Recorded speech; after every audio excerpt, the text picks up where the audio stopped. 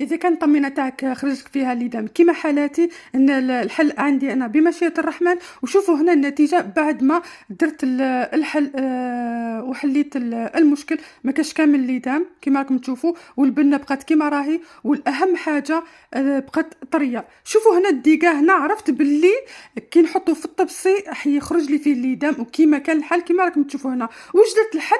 اني حطيت كامل الطمينه في الكسكاس، صح، او راح هبط كامل منه الليدام، راح لي كامل باطل.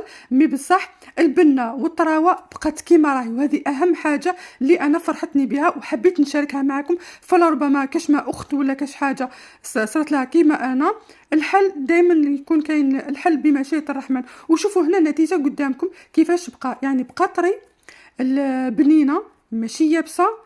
وصح راحت لي الخساره في الليدام، بصح المهم خرجت من هذيك كيما قلنا من المشكل، ولقيت الحل بالنسبه لي انا، والحمد لله. اذا عجبكم الفكره ما تنسوش اللايك والتعليق والاشتراك والبارتاج، اهم حاجه.